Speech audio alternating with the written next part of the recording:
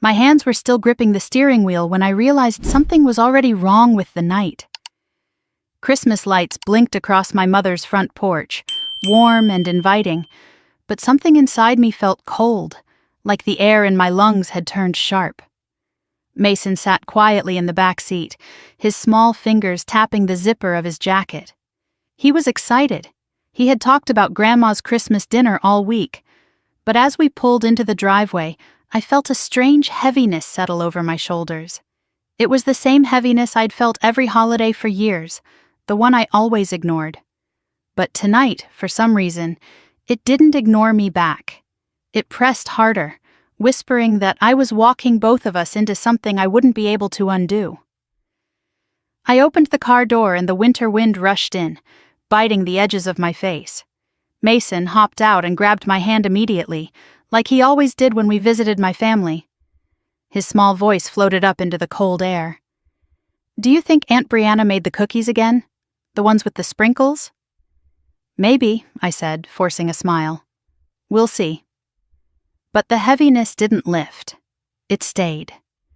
Inside the house, everything looked normal at first. Warm lights. Garland wrapped around the banister, the smell of turkey and cinnamon drifting through the air. People talk about moments that change your entire life, how they appear ordinary until they reveal their cruelty. This was one of those moments.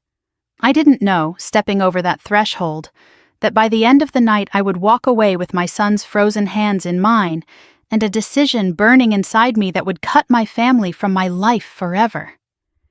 "Taylor!" my mother called out from the kitchen. "You're late." I swallowed hard. "It's 6:10. Dinner was at 6:30. She didn't answer immediately, but when she appeared, wiping her hands on a towel, her smile didn't reach her eyes. "Well, everyone else is here." Everyone else. The words slid out like a small slap. Behind her, Brianna's 3 kids ran in circles, screaming with the wild confidence of children who had never been told no. Brianna leaned against the counter, wine glass in hand, hair perfectly blown out for the holiday. When she saw me, she lifted the glass slightly. "You made it," she said, like the idea truly surprised her. Mason stepped forward politely. "Hi, Aunt Brianna." She smiled down at him, the way someone might smile at a stranger's child in line at the store. Polite, but detached. "Hi, Mason." Her kids didn't even look at him. My mother ushered everyone toward the dining room. "Dinner's ready. Kids to the table." I guided Mason to a seat, but before he could sit, my mother placed a hand on my arm. "Not there." I frowned. "Why not?" "That's for family," she said, moving past me. I blinked, stunned. He is family. She didn't respond. Instead, she went to the kitchen, returned with 3 massive turkey legs, huge, golden brown, dripping with juices, and set one on each plate in front of Brianna's kids. There were bowls of mashed potatoes, green beans, warm rolls. Steam rose from every dish.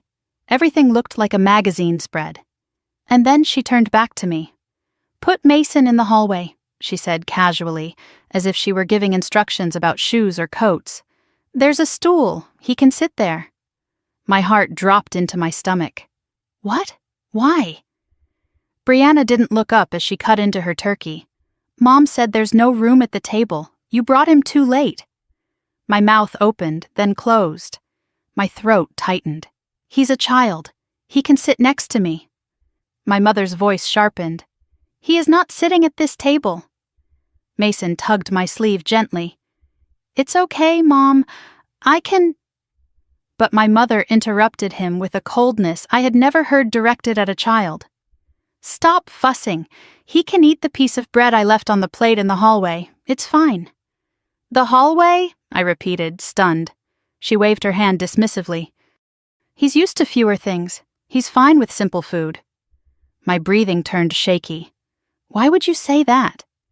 Then she said the sentence that froze the room around me. "Taylor, don't make a scene. He's a bastard. Let's not pretend he belongs at the table." Time stopped. I swear it did. The lights seemed to hum louder. The clinking of utensils slowed. Brianna's kids looked up briefly, not understanding the word but sensing the tension. Brianna herself didn't flinch. She took a sip of wine. "Mom," she murmured as if mildly inconvenienced. "Don't start." My ears rang. Mason stood perfectly still beside me, the way he did when he was trying not to cry. His chin quivered once, just once. He looked down at his shoes, shoulders folding in like he wanted to disappear. "Mason," my mother said sharply, "go sit on the stool." I looked at him. His tiny hands were shaking. "No," I said softly. My mother's brow lifted. "What?" I knelt down and zipped Mason's jacket, my fingers trembling. "Get your gloves, we're leaving." He slipped his hand into mine without a word. My mother scoffed. "Oh, stop being dramatic. Sit down, eat, he'll be fine." "No," I said again, louder this time. "We're leaving." "Taylor!" Brianna snapped. "Dinner just started." I turned toward the door. "Enjoy it." My mother followed us, voice rising. "Where do you think you're going? This is childish." But the cold wind outside felt cleaner than the air inside that house. Mason walked quickly, breath puffing in tiny white clouds. When we reached the car, he hesitated at his door. "Mom? Yes, baby?" "Did I do something wrong?" My throat tightened painfully. "No, you did nothing wrong." "Then why?" I crouched in front of him again. "It wasn't about you. It was about them, their choices, their cruelty. None of it is your fault." He swallowed hard. "Okay." We got in the car. I buckled his seatbelt with shaking hands. He stared out the window as the house faded behind us, lights glowing in the darkness. Neither of us spoke the entire drive home. When we walked inside our apartment, the warmth of the living room wrapped around us. Mason took off his coat and stood quietly for a moment, as if waiting for something. Permission, maybe, or reassurance. I walked into my small office, turned on my laptop, and opened the folder titled Estate Planning. Files loaded slowly. Wills, living trusts, beneficiary statements I hadn't touched in months. 6 months earlier, I calculated everything, $847,000 in assets. Savings, retirement funds, life insurance. Most of it was set to go to my mother and sister if anything ever happened to me. I stared at the numbers, at the names, at the small percentage allocated to Mason. The heaviness inside me hardened into something colder, sharper. I clicked edit. My hands didn't shake this time. Remove Linda Reed. Remove Brianna Knight. Add primary beneficiary, Mason Reed, 80%. Add secondary beneficiary, Children's Welfare Foundation, 20%. Reason for change? I typed the word slowly, deliberately. Discrimination. Emotional harm toward minor child. Repeated neglect. I saved the document. Then filed it officially through my attorney's digital portal. Then emailed my financial advisor. Then updated my insurance. Every click felt like a cut, like a thread snapping loose, one by one, until the entire fabric of my family unraveled. By the time Mason came to find me, holding a book and asking softly if I could read to him, everything had already changed. Everything. I pulled him into my lap, wrapping my arms around him as he leaned his small head against my chest. The heaviness was still there. But for the first time all night, it wasn't crushing me. It was becoming something else. Resolve. And I knew, right then, in the quiet glow of my office lamp, that this was only the beginning. The house was still dim when I woke, the pale winter light pushing through the blinds like it was afraid to enter. For a moment, I lay there listening. No footsteps, no voices, no brittle laughter echoing from last night. Just silence. A heavy, almost sacred silence that felt like the first clean breath after being underwater too long. I slipped out of bed and moved through the hallway, my hand grazing the wall as if to steady myself. The memory of Mason sitting alone in Brianna's hallway flickered in my mind, sharper than any nightmare. I forced it down. Today, I needed to be steady for him. When I reached the kitchen, the quiet felt even louder. The air smelled faintly of cinnamon from the candle I forgot to blow out yesterday. I set out a pan to make breakfast. Eggs, bacon, something warm. But before I cracked the first egg, I heard the soft shuffle of small feet. Mason appeared in the doorway, hair sticking up in flattened curls, clutching his faded dinosaur blanket. His eyes looked too big for his face this morning, still swollen from holding back tears. "Mom," he said quietly, "are we in trouble?" For a moment, I couldn't answer. Not because I didn't know what to say, but because his voice carried a fear a 7-year-old should never know. I knelt down in front of him and brushed a strand of hair from his forehead. "No, sweetheart," I said, touching his cheek. "We're not in trouble. We're just taking space from people who hurt us." He blinked, trying to decide if he could trust that answer. "Are we going back?" "No," I said firmly. "Not today. Not for a long time." He nodded slowly and climbed into his usual chair at the table, pulling the blanket around his shoulders like armor. I made breakfast. Fluffy scrambled eggs, toast, bacon slightly burnt the way he liked. He ate in small bites, quiet, thinking, each movement careful. My heart cracked a little more with every glance he gave me, like he was checking if he was allowed to feel safe. After breakfast, I handed him a warm mug of cocoa, and he wrapped his hands around it, exhaling softly into the steam. "Mom," he said suddenly, "why didn't they want me at the table?" His voice wasn't angry. It wasn't loud. That made it worse. My throat tightened. "Because they're wrong, Mason. Not you. They make bad choices. And last night, that was one of the worst." He stared into the mug, shoulders small beneath the blanket. "I thought maybe they didn't want me 'cause I didn't bring the right gift. The drawing, the one he made for Grandma, the one still folded in his coat pocket." I took a slow breath and steadied my voice. "You did nothing wrong. Nothing. Do you hear me?" He nodded, still looking down. I sat beside him and gently lifted his chin so he would look at me. "You belong at the table," I said. "Always." His lips trembled, and he leaned into me, letting his head rest on my shoulder. I held him there, rocking just slightly, the way I used to when he was smaller. When he went to watch cartoons for a bit, I walked quietly to my office. The laptop had been left open from last night, the estate planning folder still on the screen. Something about seeing it there, cold, factual, waiting, sent a sharp clarity through me. I sat down, fingers hovering above the keyboard, not quite ready to dive back into the world of beneficiary forms, but knowing I would soon. Before I could decide what to do, a soft knock came from the office doorway. Mason stood there, holding a thin piece of paper. The Christmas drawing. "I was gonna give this to Grandma," he said. I opened my arms, and he walked over, placing the drawing in my hands. It was simple. Just 2 figures holding hands in front of a Christmas tree, drawn in the bold, uneven strokes of a child who still believed the world would be kind to him. "She didn't want it," he added, not angrily. "Just accepting." I didn't get to respond. He gently took the drawing back, folded it once, then again, then tore it down the middle. The sound of paper ripping felt louder than any scream.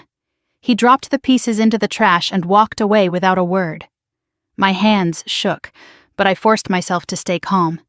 His hurt deserved a mother who could hold steady. I closed the laptop lid and followed him into the living room. "Hey," I said softly, "how would you feel about redoing your room?" He blinked up at me, confused. "Like, changing it? New paint, new posters, maybe a new bed if you want." A small spark lit his eyes, fragile but real. "Can I pick the color?" "Of course." He got up so quickly he knocked over his blanket. I helped him gather it while he ran to grab his shoes, talking fast for the first time in days. "Can it be dark blue? Like the sky at night? Or like space? I want stars too, glowy ones. Can I do that?" "Yes," I said, smiling despite the heaviness inside me. "You can choose anything you want." We drove to the hardware store, Mason bouncing slightly in his seat. The aisles were bright, almost too bright after the dimness of last night. He darted between color swatches, holding them up to the light before settling on a deep midnight blue. He pressed the sample card to his chest with a proud grin. "This," he said. "It feels like not cold." I swallowed the lump in my throat. "Then it's perfect." When we got home, we changed into old clothes and covered the floor with plastic. Mason insisted on painting, even though he held the brush like it weighed 20 pounds. He made messy strokes, laughing when he accidentally smeared blue paint on his cheek. I let him be messy. I let him be free. I let him feel like the world didn't shrink him. We painted for hours. Music played softly in the background. Old holiday jazz, the good kind, the kind that didn't hurt to hear. By the time we finished 2 walls, the room felt transformed. Not perfect, not finished, but different. Warmer, safer. Mason stepped back and stared at it as though he were studying a masterpiece. "It looks like my sky." "It does," I said, brushing hair from his forehead. "I like it better than Grandma's house." He said it without hesitation, without fear. It was the first time I heard him compare the 2 homes out loud. As evening rolled in, he grew sleepy. I found him on the couch, curled up with his dinosaur blanket, paint still on his cheeks. I carried him to bed, tucking him beneath warm blankets. He didn't wake. When I returned to the living room, the house felt peaceful, quiet, and uncertain, all at once. I sat on the couch, letting the day catch up to me in slow waves. My phone sat on the coffee table, face down. I flipped it over. 16 missed calls, 12 from Mom, 3 from Brianna, 1 from Dad. Dozens of messages, some long, others clipped and angry. I didn't open a single one. But then the doorbell rang. Mason stirred in the hallway, so I moved quickly and checked the peephole. My mother stood on the porch wearing slippers and a coat thrown over a nightgown. In her hand, a bright red gift bag, unmistakably from the cheap holiday display at the drugstore. She looked annoyed, not apologetic. "Taylor," she said, knocking harder. "Open the door. This is ridiculous." I didn't move. I didn't blink. "I brought something for Mason," she insisted. "You made such a scene last night." No. She made the scene. She made the hurt. She knocked louder. "I know you're in there. You can't hide forever." Her voice rose shrill. "Your sister and I talked. You owe us an apology." Apology. The word felt like poison. I stood still until she sighed dramatically, set the bag on the doormat, and walked away through the snow. I waited a full minute before opening the door. The cold air rushed in and hit my lungs like ice water. Inside the bag were a hoodie 2 sizes too big, a cheap stuffed bear missing stitching on one ear, and a toy car still in its plastic shell. The receipt was crumpled at the bottom, time-stamped 8:19 a.m. Less than 20 minutes before she showed up. Panic shopping. Not love, not remorse, not family. I drove the bag straight to Goodwill while Mason slept. When I returned home, he was awake, sitting on the couch under his blanket. He looked up at me, eyes curious but wary. "Was that Grandma at the door?" "Yeah." "What did she want?" "To give you presents." "What did you do with them?" I sat beside him, brushing dust from his hair. "I donated them." He nodded, not hurt, not surprised, just knowing. Kids understand truths we think we're hiding. 2 days later, I walked into his room and froze. It suddenly looked too small, too childish. The dinosaur wallpaper, once cute, now felt like a memory from a life before last night. The tiny bed, the old bookshelf, the faded posters, they all felt like pieces of a childhood that needed shelter. "Hey, buddy," I said softly, "ready to finish the room today?" He looked up, eyes bright. "Can we paint the ceiling too?" "Yes," I said. "Anything you want." We spent the next hours covering the ceiling in glow-in-the-dark stars. Mason insisted on placing each one carefully, saying their names as if he were discovering new galaxies. By dinner, the room glowed softly like a tiny universe. Later that night, as he slept, I sat in the doorway and watched the stars pulse gently above him. He looked safe. He looked loved.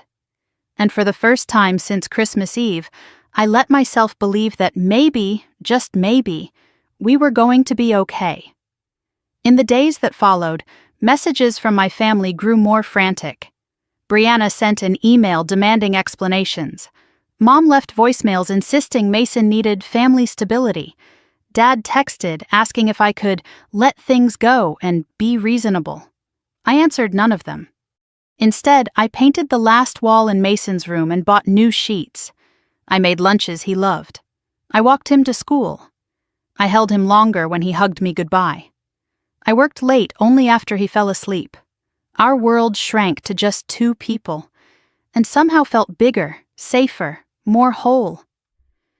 One afternoon as he lay on the floor coloring, he looked up and said, "Mom?" "Yes, honey." "Do we have to see them again?" The crayon paused in his hand, his eyes filled with a fear no child should ever have to feel. "No," I said gently, "not for a while." He nodded slowly, then went back to coloring as if the answer had lifted some invisible weight from his shoulders. That night, I stepped into his room to check on him. He was asleep beneath the glowing stars, a tiny smile on his face. I closed the door quietly, walked back to my office, and opened the estate planning folder again, this time with a steady hand. Last night broke something. Today, something new began. Tomorrow, everything would change. Just past midnight, the house felt different. Hushed, watchful, as if the walls themselves were waiting to see what I would do next. I sat at my desk in the small pool of lamplight, staring at the open laptop. The estate planning folder glowed on the screen like a door I wasn't sure I was ready to walk through, but somehow couldn't look away from. The cursor blinked in the corner, steady and patient, as if reminding me the choice was mine and no one else's. My phone buzzed beside the keyboard. A text from Mom lit up the screen. "Are you coming back tomorrow? Bring Mason. He needs to learn respect." Respect. The word sliced through the quiet like glass. I inhaled slowly and placed the phone face down without replying. The cursor blinked again, waiting. I opened the document titled Beneficiary Summary. My own name sat at the top, and beneath it, neatly listed percentages of everything I'd worked for. Savings, investments, the small insurance policy I'd paid into every month since Mason was born. Primary beneficiary, Linda Reed. Secondary beneficiary, Brianna Knight. Minor child, Mason Reed. Only 15% allocated. I felt something tighten in my chest, a slow, deliberate squeeze. I scrolled through the document, remembering the day I'd first created it. I was 28, exhausted, juggling diapers and night shifts and bills, and my mother had told me she'd handle everything, if anything ever happened to me. Back then, I believed her. Back then, I still thought family protected you. The ache rose like a tide. I forced myself back to the present, fingers hovering above the keys. Before I could begin changing anything, a soft sound came from the hall. I turned as Mason appeared in the doorway, rubbing his eye with a fist. "Mom?" he whispered. "Why are you awake?"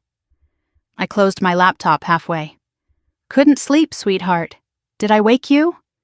He shook his head, the oversized pajama shirt slipping off one shoulder. "I had a weird dream. Can I sit with you?" "Of course," I said. He climbed into my lap, laying his head against my chest. I wrapped my arms around him, feeling the warmth of his small body, the softness of his breath. We sat there for a long moment. "Did they hate me?" he asked suddenly, voice small. My breath caught. "No, honey, they don't hate you. They just make bad choices. Very bad ones." He nodded slowly, as if filing that away somewhere deep. Then he lifted his head. "Mom, if you paint over bad things on a wall, does it make them disappear?" I swallowed hard. "Sometimes," I said. "It can help." He seemed to accept that. He slid off my lap and padded back toward his room. But before he turned the corner, he said quietly, "I like our room better. It feels warm."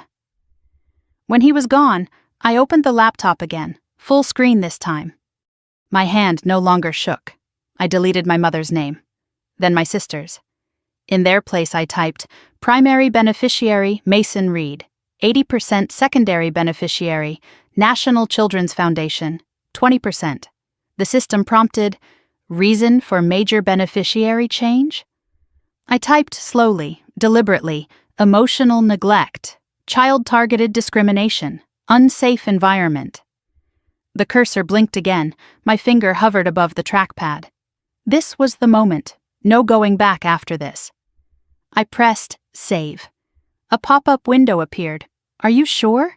This action cannot be reversed without attorney approval. Yes, I whispered, clicking confirm. I sat back, exhaling deeply. The quiet in the room shifted, like the air felt lighter. A sharp knock of adrenaline ran through me, fear mixed with relief. It felt like stepping out of a burning house barefoot, trembling but alive. My phone buzzed again. I reached for it reluctantly, expecting another lecture from my mother. But it wasn't her. It was my financial advisor, replying to the voicemail I'd left earlier. Call me tomorrow and we'll finalize all updates.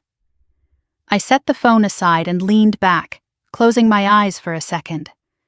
But the peace didn't last long. My phone vibrated again, harder this time. Dad calling. I stared at his name for 4 rings before answering. Hello? He didn't say Merry Christmas. He didn't ask how Mason was. Just launched right in. Listen, my car's transmission is shot. Repair shop wants $5,200. Can you spot me? I closed my eyes. No. Silence. What do you mean no?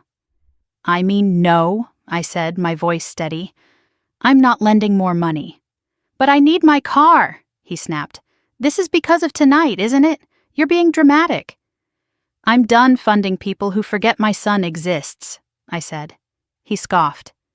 Kids forget presents in a week, Taylor. Stop being emotional. I hung up mid-sentence. The texts began almost immediately. Mom, Brianna, Dad, all pouring in, each angrier than the last. I placed the phone on the counter, screen down, and went to check on Mason. He was asleep again, curled beneath the new blue comforter, stars glowing faintly above him. I brushed hair from his forehead, feeling something inside me settle. A vow, heavy and sharp. Never again. The next morning, I woke to the soft glow of sunlight stretching across my bedroom floor. For the first time in a long time, I didn't feel the instant rush of dread. I dressed quietly, made coffee, and sat at the table with my laptop. The screen displayed a list of every financial account I needed to update. Life insurance, retirement funds, savings. My phone buzzed. Mom, you should be ashamed. Brianna, you owe us an explanation. Dad, call me now. I ignored them. Instead, I called my financial advisor. He picked up with a warm voice. Taylor, Merry Christmas. What can I do for you? I need to update all my beneficiaries, I said. All accounts. All? He repeated. That's a major change. Can I ask what prompted it? No, I said gently. It's personal. He nodded in understanding. Then let's get to work. For the next 20 minutes, we went through every account one by one. When we finished, I signed the digital forms. Everything has been updated, he said. Mason is now your sole primary beneficiary.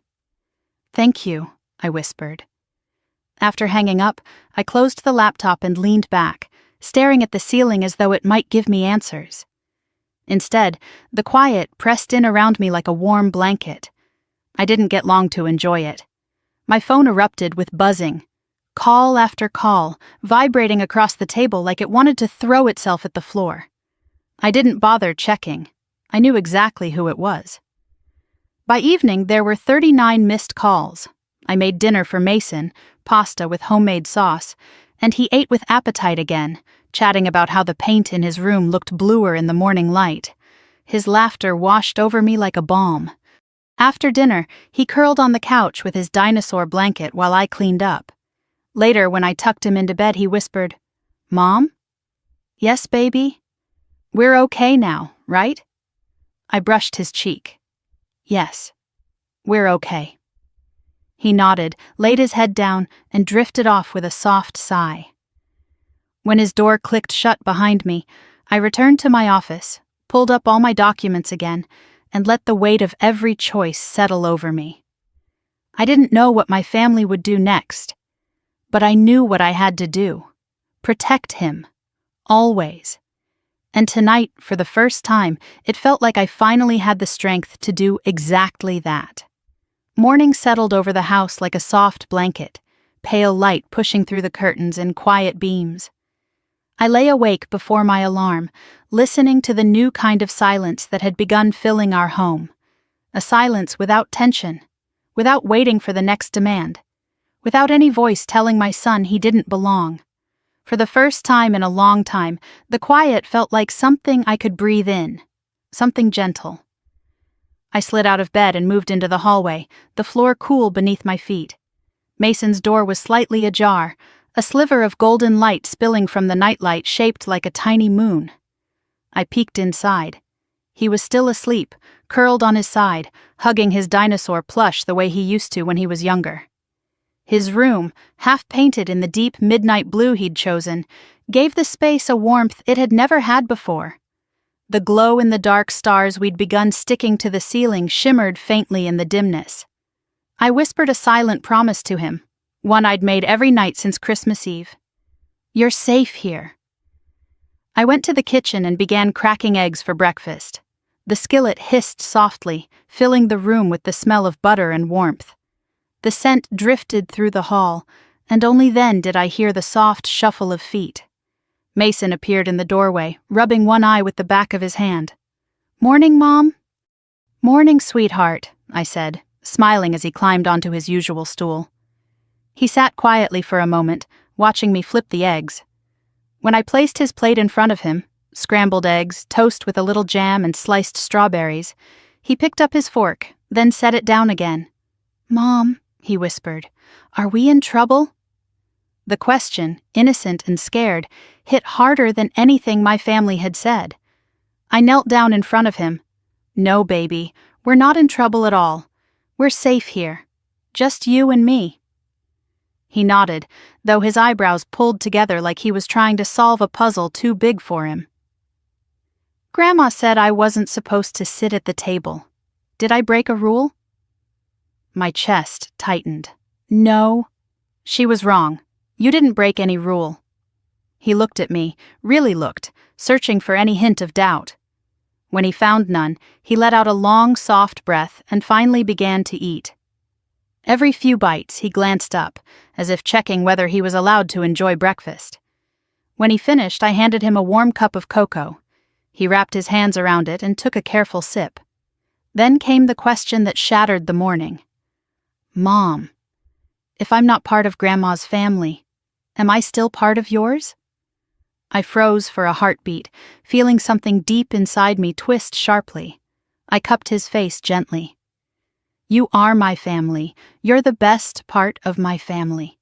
And nothing they say will ever change that."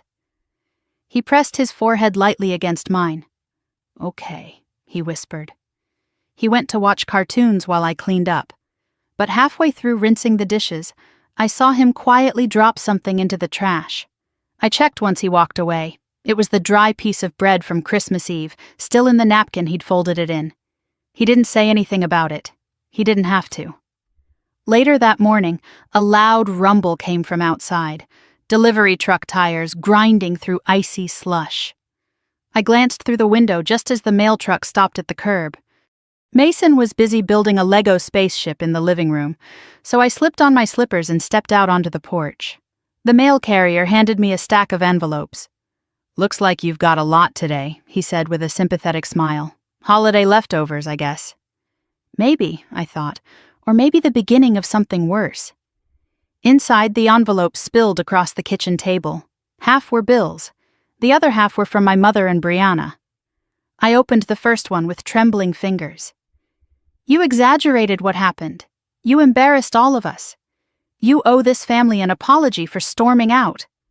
My throat tightened. I opened the next. "Brianna's children were upset after what you did. We gave your son food. You shouldn't act like a victim." My hands began to shake. I opened a third envelope. Inside was a single sheet of paper with one line: "Fix your will, and then we'll talk." I almost laughed from the absurdity, but the laugh died in my chest. Their audacity wasn't funny, it was dangerous.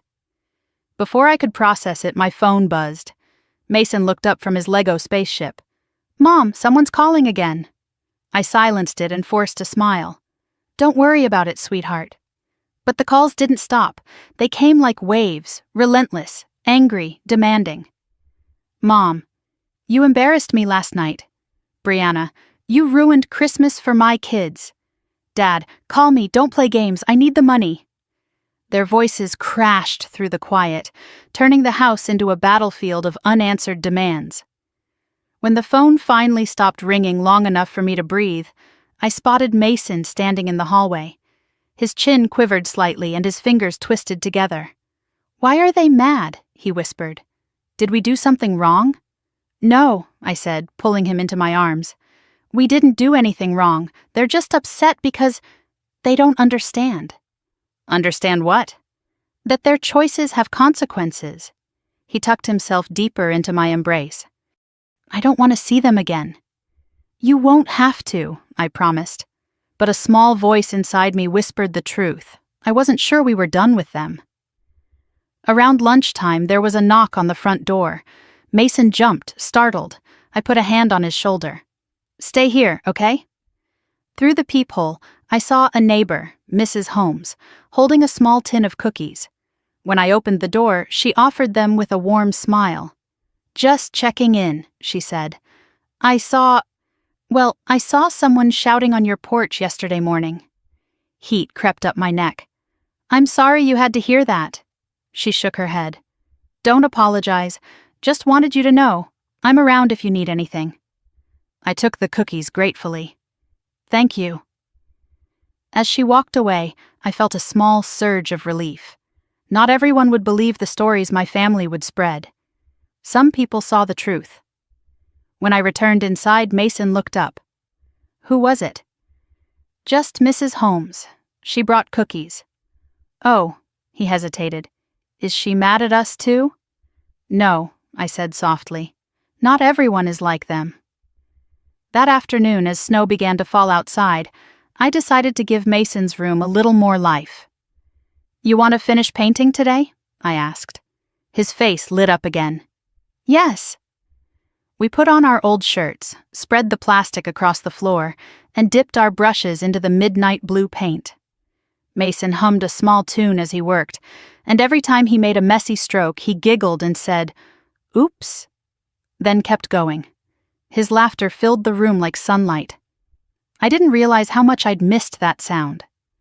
Hours passed, the walls transforming into a cozy landscape of deep blue. When the last stroke was done, Mason stepped back, hands on his hips like a tiny artist. "It looks really good," he said proudly. "It does." He reached for the packet of glow-in-the-dark stars. "Can we put some up now?" "We can put all of them up," I said. As dusk settled outside, the two of us stood on his bed, arranging stars across the ceiling. Some were crooked, some clustered together, some fell down immediately, making Mason laugh every time. When we finished and turned off the lights, the stars glowed softly above us. Mason stared up in awe. "It looks like real space." "It does," I agreed. A quiet fell over the room, a peaceful, warm quiet that didn't exist before last night. Then his voice came gently. "Mom, I like our home better than Grandma's." I didn't ask him why. I didn't need to. Later, after dinner, after cartoons, after bath time, and after Mason finally drifted into sleep, I sat at the kitchen table with a cup of tea. The glow of his newly painted room cast faint blue light down the hallway. I looked at the stack of letters again. Then the phone, still buzzing with messages I refused to read. I knew in my bones we weren't finished with this fight. But I also knew something else, something stronger, something calmer. I wasn't the same woman who walked into my mother's house on Christmas Eve. I wasn't the woman who let herself shrink to keep the peace. I wasn't the woman who swallowed hurt so others could stay comfortable. Tonight, the house was warm, safe, ours. Tonight, I was a different kind of mother. The kind who would burn every bridge necessary to protect her child. The kind who would not let anyone push him into a hallway ever again. I stood from the table, walked to my office, and opened the laptop once more. Tomorrow, I would begin documenting everything. Tomorrow, I would fight back. Sunday morning came with a soft gray light drifting through the curtains, the kind of winter light that makes everything feel quiet and suspended. I woke before Mason, stretching beneath the warm blankets, listening for any sign of movement from his room. Instead, I heard only the steady hum of the heater and the faint whisper of wind brushing against the windows. It felt like the world outside was distant, muffled, unable to reach us for a moment. I got up, wrapped myself in a sweater, and padded to the kitchen. I cracked eggs into a bowl, whisking slowly, trying to let my mind settle. Today, I wanted calm. Today, I wanted to rebuild something gentle for Mason, something stable, something that told his small heart, "You are safe here." The smell of sizzling butter filled the room. I flipped the pancakes just as small footsteps shuffled down the hall. Mason peeked around the corner, hair messy, eyes still sleepy. "Morning," he whispered, clutching his superhero blanket. "Morning, buddy," I said. "Hungry?" He nodded and climbed onto his chair, pulling the blanket around his shoulders.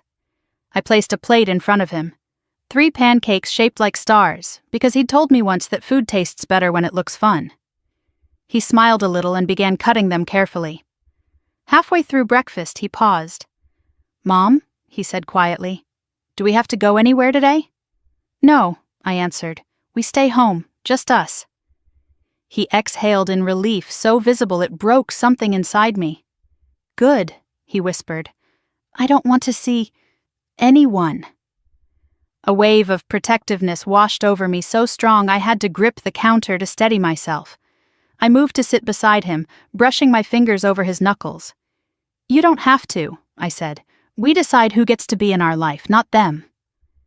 After breakfast, I brought up the idea of finishing his room. His eyes lit instantly, bright and hopeful. "Really?" he asked. "Really. Let's make it yours." He scrambled off the chair, blanket trailing behind him like a cape, and ran to his room to find the paint swatches we'd bought. When I walked in, he was holding the midnight blue sample card against the wall, squinting like a tiny interior designer. "This one," he declared, tapping it decisively. "It looks like space." "Then space it is," I said. We moved furniture away from the walls and laid out the drop cloths. Mason helped pour the paint into the tray, giggling when he accidentally splattered a small dot on his sock. "Oops," he said. "It looks like a planet." "Then keep it," I smiled. We painted together for hours. His strokes were clumsy and joyful. Mine were more careful, but I let him lead. The music played softly on the speaker, just instrumental, warm, safe. Every few minutes Mason would giggle or hum or make a comment about how this wall feels like a night sky, or maybe aliens can see this color from space. At one point he looked at me and asked, "If we paint over the old things, do they disappear forever?" His voice was soft, hesitant, carrying meanings beyond paint. I set my brush down. "Sometimes," I said gently, "sometimes painting over things helps you remember new ones instead." He nodded slowly. "I like new things better." Later, as the afternoon light shifted toward gold, someone knocked on the front door. Mason froze, shoulders tensing. I went to check the peephole. Aunt Carol. I hadn't expected her. She stood on the porch holding a tin of cookies, bundled in a thick winter coat, looking anxious but sincere. I hesitated for a second before opening the door just enough to speak. "Hi," I said cautiously. "Hey," she replied with a soft smile. "I brought these for Mason, and to check on you." I blinked. "You heard." "Everyone heard," she said. "Your mom and Brianna are telling people you overreacted. But I know them. I know how they can be." Emotion crept up my throat, thick and unexpected. "Thank you for coming," She handed me the tin. "I didn't want you to feel alone in this." Before I could respond, Mason peeked from behind my leg, unsure. When he saw it was Carol, his muscles relaxed. She'd always been kind to him, one of the few family members who treated him like he belonged. "Hi, sweetheart," Carol said softly. "I brought you cookies." Mason stepped forward shyly. "Thank you." She crouched to his eye level. "I'm sorry about what happened." He looked down at his socks. "It's okay." But it wasn't okay, and we all knew it. Carol stood and took a breath. "Taylor, there's something else." My stomach tightened. "What?" She glanced around nervously before leaning in. "Your mom and Brianna, they're telling a different version of what happened at Christmas. They're saying you caused a scene, that Mason refused to sit at the table. Of course they were. Reinventing themselves as victims was their specialty." Carol continued, "I overheard Brianna saying they're going to talk to a lawyer." My heart dropped. "A lawyer?" She nodded. She said, "She can't cut us out like that." I closed my eyes, the weight of those words pressing heavily on my ribcage. "Thank you for telling me." "I'll always try to be honest with you," she whispered. "And with Mason."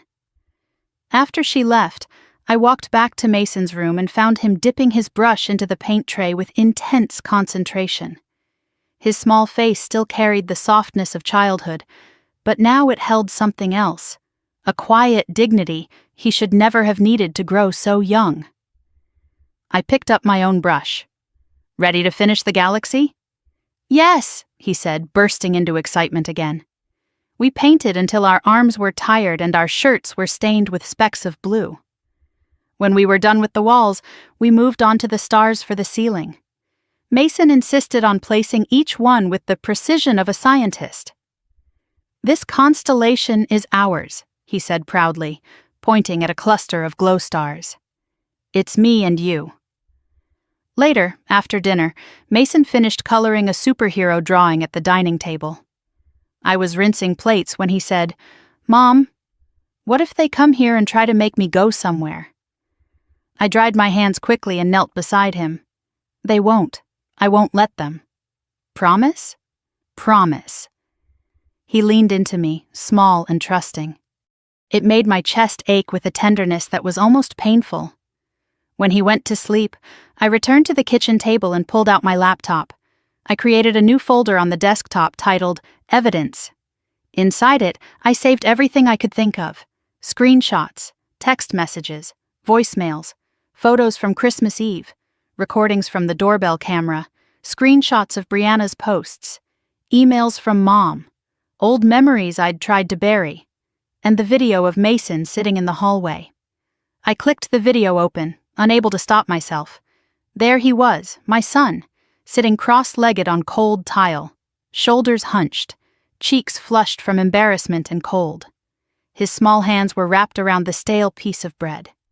The hallway was dim, littered with boots and coats, and above him the muffled sound of laughter spilled from the dining room. Then came the faint voice. "He's not one of us. The bastard can sit out there." My entire body went rigid. A chill rolled over my skin. I closed the laptop gently, trying to breathe. I walked to Mason's room once more before bed. He was asleep beneath the glowing ceiling, the stars flickering like tiny beacons in the dark. I brushed his hair from his forehead and whispered, "You'll never sit alone again. Not as long as I'm breathing." The house was quiet when I stepped back into the hall, the kind of quiet that comes after a storm, soft, fragile, waiting. I turned off the lights one by one, moving through the house with a new resolve forming inside me. Stronger than fear, stronger than grief. Tonight I made a silent vow. I would not let them rewrite what happened. I would not let them harm him again. I would not let them control our story. Whatever was coming, lawsuits, arguments, guilt trips, manipulation, none of it would make me undo the choice I made. I walked into my office, opened the laptop one more time, and added a new document titled, "For Attorney Harper, Full Timeline." Then I began typing. This all started on Christmas Eve. The morning air felt sharper than usual, crisp enough to sting my cheeks when I stepped outside to warm up the car. The sky was cloudy, the kind of heavy gray that hinted at snow later in the day. When I walked back inside, Mason was sitting on the couch tying his shoes, his backpack slung over one shoulder. He looked up at me, eyes wide in that way he had when he was trying to be brave about something he didn't want to talk about. "Ready for school?" I asked, brushing his hair gently. He hesitated before answering. "Mom, you won't let them take me, right?" The words hit like a punch to the stomach. I crouched down in front of him, placing a hand on his knee. "No one is taking you anywhere, ever." He searched my face, making sure he could trust that. When he finally nodded, I kissed his forehead and helped him zip up his jacket. We walked to the car together, his hand gripping mine a little tighter than usual. At school drop-off, he lingered, looking back at me again and again before walking through the doors. I watched until he disappeared inside, then exhaled slowly and returned to the car, fingers trembling slightly around the steering wheel. I didn't go home. Instead, I drove directly to Attorney Harper's office, my breath fogging inside the car as I rehearsed what I needed to say. By the time I walked into the lobby, anxiety buzzed under my skin like static. Harper's assistant smiled politely. "She's expecting you. Go right in." I knocked once and stepped inside. Harper was sitting behind a wide wooden desk, glasses perched on her nose, a file already open. She gestured to the chair across from her. "Rough morning?" she asked gently. "You could say that." I sat down, and the moment I did, everything came spilling out. The posts my family made, the lies they were spreading, the hints at legal action, the way Mason was reacting. Harper listened without interrupting, hands folded calmly on the desk. When I finished, she leaned back slightly. "Taylor, I'm going to be very honest with you." "I want honesty," I said. "Your mother and sister are not just upset. They're preparing a case. A weak one, but a case nonetheless." My heartbeat thudded in my ears. I knew it. "They're aiming for one thing: grandparent visitation. Under Maryland law, it's not automatic. They have to prove harm to the child if they're denied access. But people like your mother, they know how to twist a narrative." I swallowed hard. "What do I need to do?" "Stay ahead of them," she said.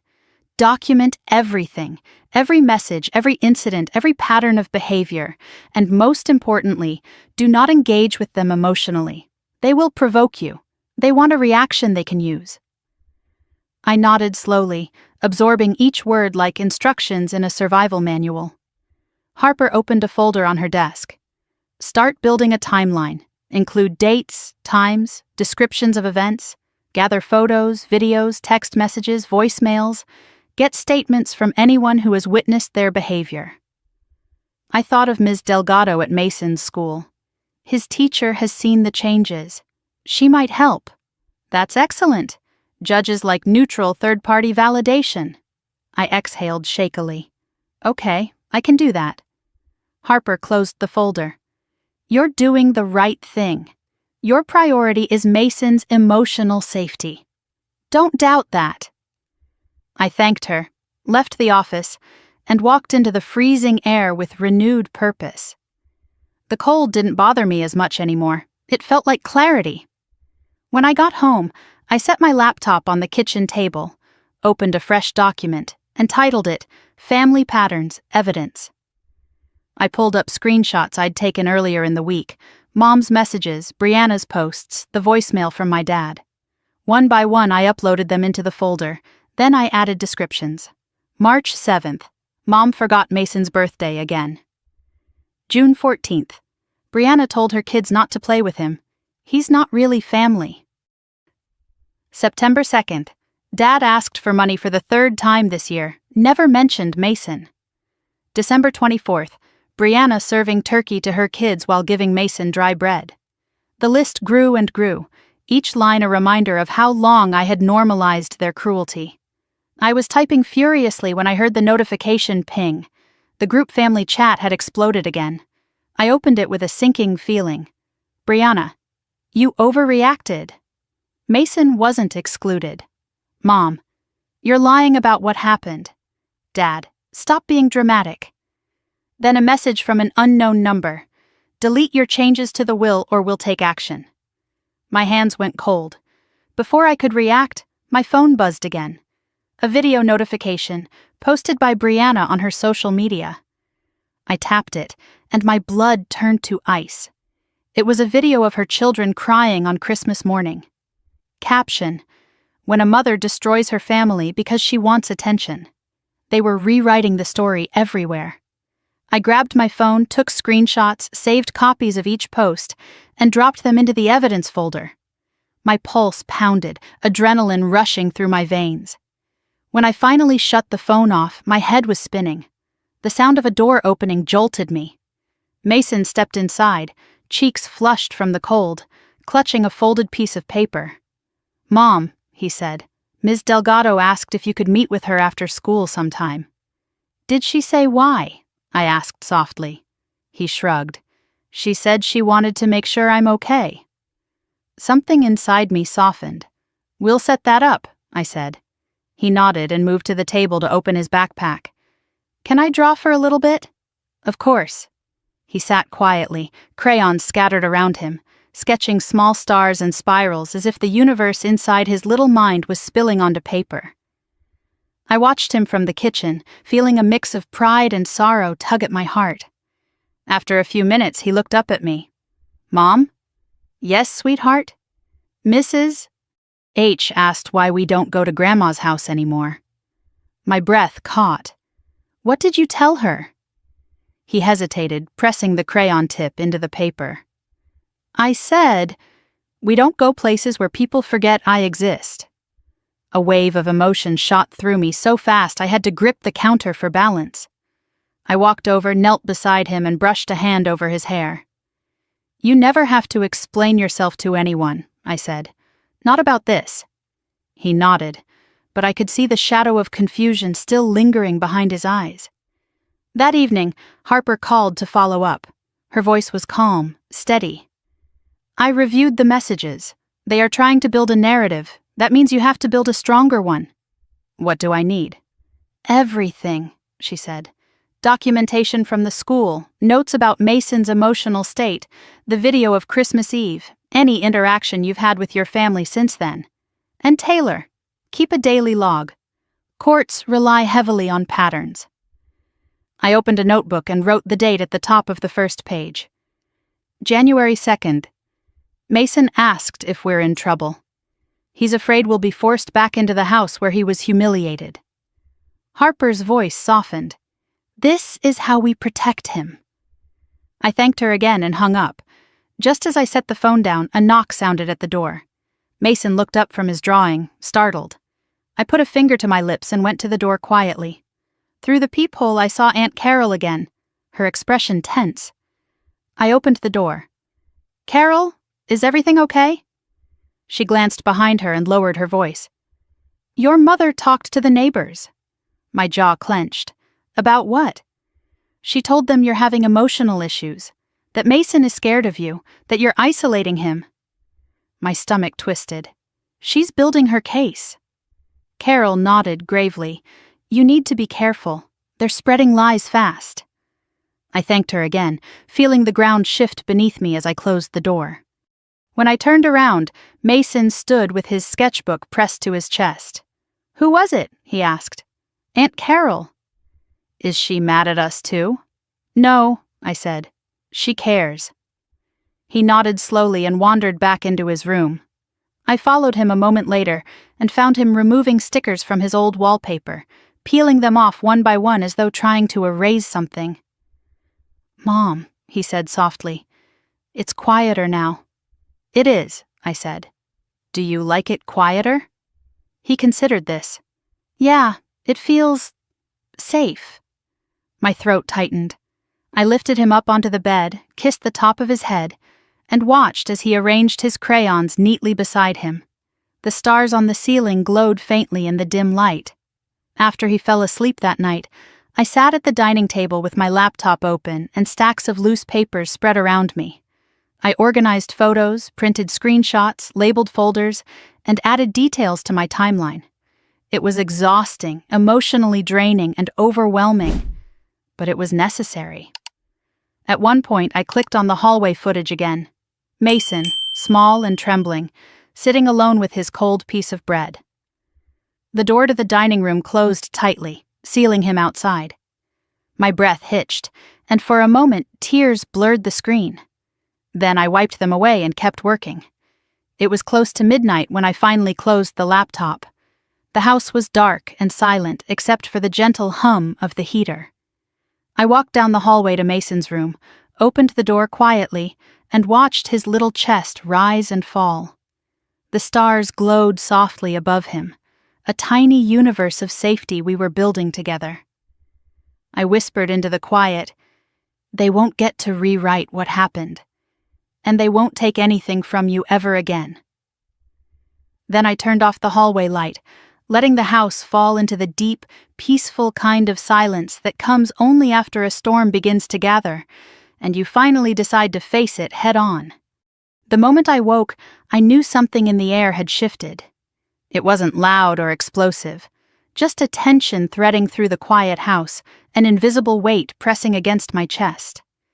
The winter sky outside was still a pale blue-gray, the kind of color that made the world look colder than it already was. I stepped into the hallway and saw Mason sitting cross-legged on the living room floor, building a small tower out of dominoes. He looked up when he heard me. "Morning, Mom?" "Morning, sweetheart." I ruffled his hair, but even from that small touch, I could sense something in him. Something cautious. "You okay?" He shrugged. "Can we stay home again today, just us?" My heart pinched. Yes, just us. I made breakfast while he finished his little tower, but in the middle of cooking, my phone buzzed, then buzzed again, then again. I wiped my hands on a towel and picked it up. There were 67 notifications. At first, I thought maybe it was a glitch. Then I saw the group messages. Someone posted screenshots. Someone tagged me. Someone left voice notes. I opened the first one and felt my stomach drop. "Mom, some people think destroying a family makes them strong. Pray for Taylor." "Brianna, we did nothing but love Mason. She ripped him away from us." Then a public post from my mother, her profile picture replaced with a black ribbon as though someone had died.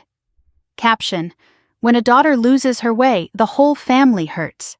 Comments poured in beneath it from cousins, extended relatives, and people who never once asked about Mason. "You poor thing. She's always been dramatic. Kids need their grandparents. She should be ashamed." I stared at the screen, frozen. The story had been rewritten overnight. They were painting me as the villain, the unstable daughter, the hysterical mother. But I didn't move. Not yet. Footsteps shuffled behind me. Mason tugged lightly on my sleeve. "Mom, why are people online saying you're mean?" I turned immediately and put the phone face down. "You don't need to read any of that, okay? None of it is true." He swallowed and nodded. But I could see the confusion, the fear, the hurt. I bent down. "You know the truth. That's what matters." His lip trembled, but he didn't cry. "I like being with you more than anybody else." I hugged him until his breathing steadied. While he brushed his teeth, I reopened the messages, this time with steady hands. Every word would go into evidence, every accusation, every lie, every attempt to guilt or manipulate. I screenshotted everything.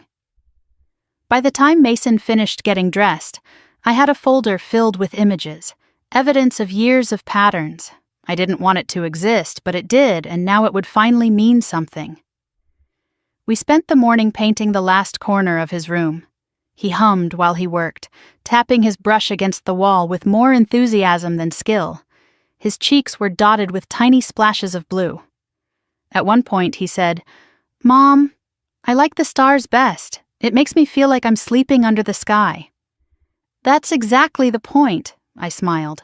He beamed and kept painting. But the piece didn't last long.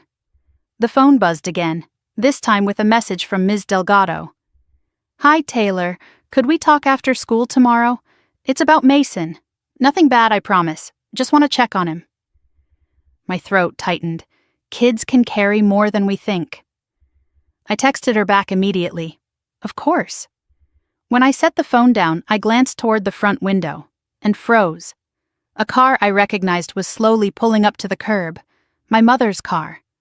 My pulse quickened, and I felt a rush of heat climb my neck. I stepped toward the window and peeked through the blinds.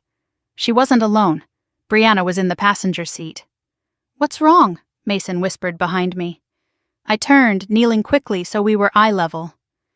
"Nothing you need to worry about. Why don't you go choose some posters for your room? Maybe space planets?" He nodded and hurried toward his room. Then the doorbell rang, sharp and insistent. I checked the peephole. My mother stood there in her long coat, arms crossed, looking expectant and furious all at once. I didn't open the door. She knocked again. "Taylor, open this door right now." I stayed still. "You're acting childish," she snapped. "We're here to talk." Another knock, harder this time. "You owe us an explanation." My jaw clenched. Then her voice dropped, low and venomous. "You think you can cut us out of your life? Out of Mason's? You can't. We have rights." I pressed record on the doorbell camera. "We know what you did," she continued. "We're not stupid." I waited. I did not engage. "We'll take legal action," she hissed. "You won't win this." When she finally stepped back from the door, Brianna leaned in close. "You're not fit to raise him alone," she said. "Everyone sees it. Everyone knows." They stood there a moment longer, whispering to each other, then walked back to the car. I didn't breathe until engine sounds faded down the street. When I turned away from the door, I saw Mason standing just outside his room, eyes wide, fingers curled into the hem of his shirt. I knelt again. "Sweetheart, why are you out here?" "I heard Grandma," he whispered. "Is she mad at you?" "She's confused," I said gently. "She doesn't understand we're making our own choices now." His lower lip trembled. "Is she gonna take me?" I pulled him against my chest, feeling his small body shaking. "No," I whispered fiercely. "No one is taking you. I won't ever let that happen." He clung to me, his heartbeat quick and scared. I kissed his hair and held him for a long time. Eventually, when his breathing settled, he whispered, "Can I help finish the ceiling stars?" "Yes," I said. "Let's make our galaxy." We spent the afternoon sticking stars onto the ceiling, Mason placing each one with careful precision. Every time he giggled, every time his face lit up at a new pattern, I felt a new resolve form inside me. He had been made small once. Never again. When the stars were done, we shut off the lights. The ceiling glowed like a quiet universe. Mason lay on the bed staring up at it, smiling softly. "It's like magic," he whispered. "It is." That evening, I made dinner while he worked on homework. He looked lighter, calmer, but there was still something fragile in the way his hands moved. While I was pulling pasta off the stove, my phone lit up. A number I didn't recognize. I let it go to voicemail. Then it buzzed again. A text. "Consider this your formal warning. We will pursue visitation rights." My stomach dropped. I read the sender's name. My mother's attorney. I saved the message and exhaled slowly. Later, as Mason brushed his teeth, I stepped into my room and called Harper. She picked up immediately. "Taylor?" "They're escalating," I said quietly. "They're threatening visitation." Her voice sharpened. "Do you have evidence?" "I have everything." "Good, because they're setting the stage to make you look unstable. Do not react publicly, and keep documenting." "I will," I said. After I hung up, I checked on Mason once more. He was already in bed, lying on his back, eyes fixed on the glowing stars above him. When he saw me, he reached out a hand. "Can you stay a little?" he asked. I lay beside him, letting his small fingers wrap around mine. His voice drifted softly in the dark. "I like it here," he whispered. "It feels like my own sky." I glanced up at the stars we'd placed together, the ceiling glowing softly. "It is your sky," I murmured. "And no one can make me sit in a hallway here," he added quietly. My breath caught, but I answered steady. "Never again." He nodded, satisfied, and closed his eyes. After he fell asleep, I slipped out of the room, leaving the door open just a crack. I walked to the dining table where my laptop still sat open, the evidence folder glowing like a reminder of everything ahead. I clicked through the screenshots again, the lies, the accusations, the threats. Then I opened a new document. At the top, I typed, "Timeline, full record of family behavior." The cursor blinked. I began writing. They thought they could rewrite the truth. But I had lived every second of it, and I would not let them take him. Not now. Not ever. Snow drifted against the windows in soft, swirling patterns, the kind of steady winter shimmer that made the whole world feel quiet and far away. I sat at the dining table with my laptop open, the cursor blinking on an empty page. Attorney Harper's email was still pulled up beside it, her message short and clinical but carrying a weight that settled deep in my bones. Gather documentation of every pattern of neglect, favoritism, emotional harm, and financial manipulation from the past 3 years. Every pattern, every hurt, every moment I'd convinced myself wasn't worth remembering. The house was silent except for the low hum of the heater and the occasional clatter of Mason's toys from his room. It should have been peaceful, but my heart beat with an anxious rhythm as I clicked open the first folder labeled Photos, Family. Years of holidays and birthdays filled the screen, images that looked cheerful to anyone who didn't know better. But I knew. I remembered every detail outside the lens. I clicked on a photo from Mason's 5th birthday. He was sitting at the corner of the table, a cupcake in front of him, while his cousins tore open gifts in the living room. My mother wasn't even there. She had texted 10 minutes before the small gathering that she forgot. I dragged the file into the evidence folder. Next came a short video I'd almost erased years ago. In it, Brianna's voice whispered sharply, "Don't play too rough with him, sweetie. He's not really family." I paused the video, hands trembling, then saved it too. Each memory was like pulling out a thorn I didn't realize was still lodged deep under my skin. The more I scrolled, the heavier the air felt in my lungs. And yet, with each file I moved, a kind of clarity sharpened inside me. This wasn't paranoia. This wasn't exaggeration. This was proof. Proof of the life Mason had survived. The notification ping jolted me from my thoughts. Another message in the family group chat. I clicked it against my better judgment. "Mom, we love Mason. He loves us. This is poisoning him against us." Brianna, "She's turning her child into a weapon." Cousin, "Kids need grandparents. Courts know that." Dad, "Stop acting like you're the only parent who cares." I read each line with a steady, detached calm. The story was already morphing, twisting itself into a version where I was the antagonist. My jaw tightened as I saved every message, dropping them neatly into the timeline I was building. The phone buzzed again. Another message, this time from a distant relative who rarely spoke to me. "If you loved your son, you wouldn't cut out the only family he has." A ripple of anger spread through me, cold and sharp. I didn't respond. Instead, I created a new subfolder. Family pressure, social media. The phone rang as I was adding screenshots. I glanced at the caller ID and froze. "The school," I answered quickly. "Hello?" "Hi, Ms. Reed," the secretary said gently. "Ms. Delgado asked if you might stop by for a brief conversation after school tomorrow. Nothing urgent, just something she wants to share with you." A knot formed in my stomach. "Of course. I'll be there." After hanging up, I walked down the hallway to check on Mason. His door was slightly open, and I saw him sitting on the floor with his notebook open, drawing a cluster of stars. His small shoulders were relaxed today, his face calm. He looked up when he sensed me. "Mom, can we add planets too? I think the wall needs planets." I smiled. Absolutely. He crawled onto the bed beside me and showed me a page filled with scribbles of circles and ringed shapes.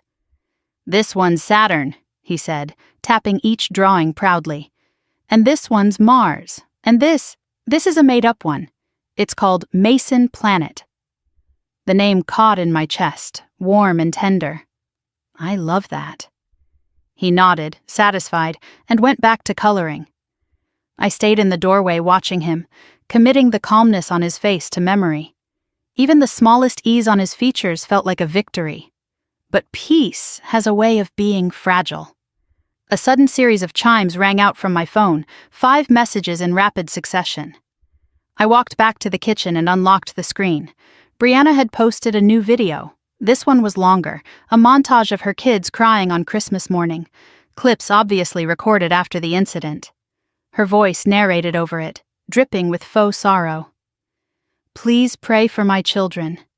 They're heartbroken because their cousin was taken away by a mother who doesn't want anyone else in his life. We miss Mason. We love him. This family is suffering. My breath hitched. The comments were already flooding in. Poor babies. Taylor always had anger issues. This is emotional abuse. Take her to court. Get custody. I took screenshots of every frame, every comment, every lie. The evidence folder grew larger. But the deeper I went, the more exhaustion settled behind my eyes. My family had rejected my son, humiliated him, pushed him out like he was an inconvenience. And now they wanted to paint us as the villains. The house felt colder suddenly, the kind of chill that settled under the skin. I made myself a cup of tea and was about to return to the table when the doorbell rang. I checked the peephole and stiffened.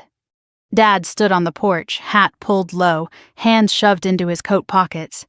The sight of him sent a pulse of dread through me.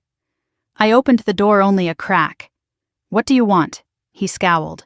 This has gone on long enough, Taylor. Let me in. We need to talk. No. Whatever you need to say it here. He bristled. You're making a fool of yourself and your mother is sick with worry. Guilt used to work on me. Not today. She's worried about the will, I said evenly. Not Mason. His jaw tightened. We all sacrificed for you. I almost laughed. When? You know what I mean, he snapped. Now fix what you broke. I didn't break anything. I'm protecting my son. He stepped closer. If you think you're cutting us out of your life, you're mistaken. Mason is our grandson. You don't get to take him away. I'm not taking him anywhere. I'm keeping him safe. Dad leaned in, lowering his voice into something hard and cold. We'll see what the court says about that. Something inside me iced over. I'm done talking, I said, shutting the door firmly. He pounded once on the wood. This isn't over, Taylor. I locked the door, my hands shaking once the deadbolt clicked. For a long moment I leaned against the door, breathing slowly until the panic loosened its grip. When I turned around, Mason stood in the hallway holding his drawing pad, eyes wide with fear. Mom, is someone trying to take me? I knelt in front of him, cupping his cheeks. No one is taking you, I whispered. Not now, not ever. His little hands gripped my sweater, clinging to my words. That night, after dinner and after helping Mason finish his planets on the bedroom wall, I sat at my laptop again. The evidence folder had grown into over 200 files. Documents, images, videos, audio clips, screenshots, and written accounts of every slight, every moment of neglect, every quiet injury inflicted on my child. At some point, without realizing it, I had begun shaking. When my hands finally stilled, I stood and walked down the hall. Mason was already asleep, curled beneath the blanket, the galaxy we'd built glowing above him. Tiny stars shimmered against the blue ceiling, constellations scattered in gentle patterns that wrapped the room in a soft glow. I walked closer and adjusted the blanket over his shoulders, smoothing his hair back. He looked peaceful, safe, loved, something he had never been in that other house. I stayed there for a long time, breathing slowly, letting the quiet ground me. Then I whispered to him, the words only for him and the soft shadows of the room. You'll never sit in another hallway again. Not as long as I'm breathing. The next morning would bring more messages, more lies, more fear. But tonight was our own. Tonight, I let the stars burn bright above my sun. Tomorrow, I would begin preparing for war. The email arrived just after sunrise, slipping into my inbox with a soft chime that somehow felt louder than any alarm. I was sitting at the kitchen table with a mug of coffee when the notification appeared on my screen. I clicked it without thinking, still groggy, still half in that hazy state between sleep and waking. The subject line cleared that haze immediately. Notice of filing, petition for grandparent visitation rights. My stomach dropped so fast it felt like falling. My hand tightened around the coffee mug, and I set it down quickly before I dropped it. The room felt suddenly smaller, the air heavier. I clicked the attachment. The document opened slowly, line by line, sentence by sentence, each word carving its way into my chest. Linda Reed versus Taylor Reed. Request for court-ordered visitation with minor child Mason Reed. For a long moment, I didn't move. The screen seemed to pulse in front of me. My throat felt tight, dry, almost burning. I forced myself to scroll. Mother is unstable. Child is being alienated from extended family. Grandmother has long-standing loving relationship with the minor. Child has expressed fear due to Taylor's unpredictable behavior. I couldn't breathe. Unpredictable behavior? Loving relationship? Alienating him? They were writing fiction. They were writing lies. They were writing their own innocence into existence and painting me as a monster. There was a noise behind me, a quiet yawn. I turned sharply, instantly alert. Mason stood in the hallway with his blanket wrapped around his shoulders. His cheeks were still warm from sleep. He blinked at me. "Mom, why are you crying?" I hadn't even noticed the tears. They slid down my cheeks in silent trails. I swiped them away quickly. "It's nothing, sweetheart. Just grown-up stuff." He walked to me, wrapped his small arms around my waist, and leaned into me. I held him tightly, the warmth of his little body grounding me. "Are we in trouble?" he whispered again. "No," I said softly. "We're not in trouble." But something deep inside me trembled. Mason looked up at me, his eyes round with worry. "Mom, you're shaking." I kissed the top of his head. "I'm okay, I promise." But I wasn't, not even close. When he went to brush his teeth, I grabbed my phone and called Attorney Harper. My hands trembled so badly that I almost dropped it. She answered on the third ring. "Taylor." "They filed," I whispered. My voice cracked. "Okay," she said, her tone instantly shifting into something steady, something strong. "Forward everything to me. The petition, the exhibits, the notices." I didn't think they would go this far. "People like your mother don't like losing control," she said. "They escalate. That's what they do. But we'll fight this." I exhaled sharply. "They're lying in the petition. They always do. We'll dismantle it piece by piece. I don't know how they can say any of this." "They don't need the truth," Harper replied. "They need a story that makes them look like victims." My chest tightened. "And makes me look unfit." Exactly why we're going to stay calm and build our own narrative, one based on evidence. After hanging up, I packed Mason's lunch with hands that wanted to shake but refused to. I double-checked everything. Snacks, water bottle, homework folder, anything to focus on something normal. When we reached the school, he hesitated before unbuckling his seatbelt. "Mom, does the judge get to pick who I live with?" His voice was barely above a whisper. I swallowed the knot in my throat. "No, the judge can't take you away." "Even if Grandma is mad?" "Even then." He nodded, trying to believe me, and stepped out of the car. I stayed until he walked through the school doors, watching the way he glanced back twice before disappearing inside. Only then did I let myself shake.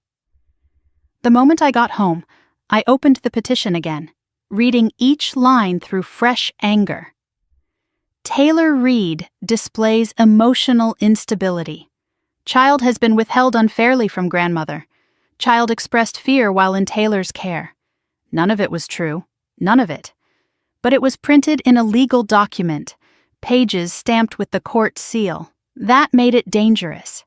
I opened the evidence folder and started organizing everything. Screenshots, photos, videos, the hallway footage, the Christmas messages, past birthdays, voicemails, hateful text chains, everything that showed who they were. My laptop pinged again. Another notification, this time from social media. Brianna had posted a photo of her children crying again, another dramatic display meant to sway public opinion. Caption: when family is torn apart by one person's bitterness. Pray for Mason. Hundreds of comments already. So sad. Taylor is ruining everything. Kids always suffer because of unstable parents. Something cold settled in my chest, a numbness that felt dangerously close to fury. I screenshotted everything, then archived the post in case she deleted it later. Just as I finished saving the last image, the school called. My heart lurched. I answered immediately. "Hello?" "Hi, Ms. Reed," Ms. Delgado said gently. "Do you have a moment?" "Is Mason okay?" I blurted. "Oh yes, he's fine," she reassured me. "I just wanted to ask if we could meet after school. He seemed a bit withdrawn today. I'm not worried. I just want to support him." Tears stung my eyes, sudden and sharp. "Yes, thank you. I'll be there." After hanging up, I pressed my palms into the table and breathed slowly. My son was carrying weight he should have never known.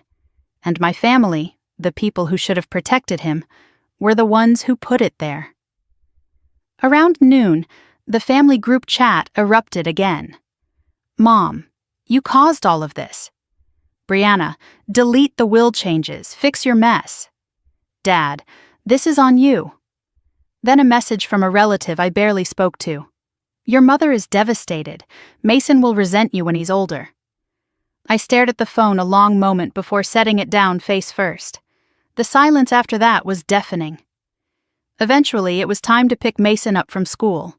He ran toward me, but slower than usual, his steps small and hesitant. I knelt down and opened my arms. He melted into me, hugging tightly. "Did something happen today?" I asked softly. He nodded against my shoulder. "Kids asked why we don't go to Grandma's anymore." My chest tightened. "What did you tell them?" "That we don't go places where people forget I exist." The words hit so hard I had to blink fast to steady myself. "And what did they say?" I whispered. "They said, 'That makes sense.'" Something fierce rose inside me. Protective, aching, proud. "You did nothing wrong," I said. "Nothing." He nodded again, and we walked inside to speak with Ms. Delgado. She greeted us warmly, motioning for Mason to sit with a coloring sheet while she talked to me privately in her corner of the room. "Taylor," she said gently, "he's a thoughtful child, sensitive, smart. But he carries worry in a way that worries me." My throat tightened. "I know, I'm trying to help him feel safe." "I can tell," she said, "and I want you to know I'm on your side. If this ends up in court, I will document everything I've seen. He thrives when he's with you." Emotion flooded my chest. "Thank you," I whispered. When we got home, Mason seemed lighter. Maybe from being heard, maybe from being believed. He settled on the couch with his superhero coloring book, humming quietly. Later that evening, the mail arrived. A thick envelope sat on top of the pile, stamped with a law firm's name. I opened it at the kitchen table, my hands steady even as my pulse raced. Preliminary hearing. Date, September 10th, 9 a.m. Failure to appear may result in temporary visitation rights granted to the petitioner. My fingers tightened on the paper. Temporary visitation rights. To the woman who made my son sit in a hallway. To the sister who handed out turkey legs while giving him dry bread. To the father who only called when he needed money. To the family who had never once protected him. Not a chance. Not one. When Mason went to bed, I returned to the table, placed the envelope beside the laptop, and whispered to myself, "You started this, but I will finish it." My phone buzzed once. A new message from Mom. "Get ready. We're not losing." I stared at the screen, then clicked it off. "Neither am I," I whispered. The house fell quiet again, but not with fear. This time, the quiet felt like preparation, like the calm breath before stepping into battle. The days leading up to the hearing slipped by with the slow, heavy drag of time that feels half frozen. Each morning I'd wake before my alarm, staring at the ceiling while the winter sun tried to push weak light into the room. And each morning, the same truth settled into my chest. We were getting closer. 3 weeks. 3 weeks until I sat in a courtroom across from the people who had pushed my child into a hallway on Christmas night and pretended it was love. I marked the date on the calendar in red ink. The circle felt like a warning, a countdown, a shadow creeping toward us. I tried to banish the thought as I made breakfast for Mason. Scrambled eggs, toast, strawberries. He ate quietly, swinging his legs under the chair, humming a little song between bites. For a moment, I let myself think maybe today would be peaceful. Then my phone vibrated on the counter. I didn't have to check the screen. I already knew who it was. "Mom, how long are you going to act like a child?" Another buzz. "Brianna, fix the will. That's all you need to do." Another buzz. "Dad, I need to talk to you. Don't make this harder than it has to be." I placed the phone face down and inhaled quietly. "What's wrong?" Mason asked, looking up from his plate. "Nothing you need to worry about," I said, trying to keep my voice steady. "Finish your breakfast, sweetheart." He nodded, but I could see him watching me carefully, like he was searching for cracks. He was learning too much too young, how to read tension, how to feel danger before it arrived. After I dropped him at school, I sat in the car for a moment, gripping the steering wheel until the cold leather bit into my palms. The weight of everything pressed into me. Then I drove straight to Harper's office. Inside, she had a stack of documents laid out, already sorted and labeled. She greeted me with a firm nod. "You've been gathering evidence. Good." I sat down. "They filed the petition just like you said they would." "I read it," she said, "and it's flimsy. Lies, exaggerations, misdirection. But that doesn't mean it can't cause damage." My stomach tightened. "They're trying to paint me as unstable." "Of course they are. It's strategic. That's why you need to be extremely disciplined from here on out. No reactions, no emotional messages, no online posts. Courts don't reward emotion. They reward evidence." I exhaled slowly. "I'm doing everything I can." "You are," she said. "But listen, Taylor, they're not going to stop. Not until the hearing. Expect things to escalate." I nodded, though the inside of my chest fluttered. "Now," Harper continued, pulling out a file, "here's what they've submitted so far." I braced myself. Inside were statements from 2 neighbors claiming they'd seen Mason upset when leaving his grandmother's home. A distant cousin wrote that I'd always been moody. Another claimed I had a history of overreacting. None of them had witnessed anything. None had been there. None had any clue what they were talking about, but their signatures were on the page. I felt my jaw tighten. "They're lying." "I know," Harper said calmly, "but it's predictable. We'll counter with real evidence. The hallway video, the texts, your financial history, the school records, the teacher statement. Don't panic, just keep documenting." I forced myself to breathe. As I left the office, snow began to fall, thin flakes catching in my hair as I walked toward my car. The cold wind hit my face, sharp enough to sting. But it grounded me. It reminded me of something simple and solid. Truth is on our side.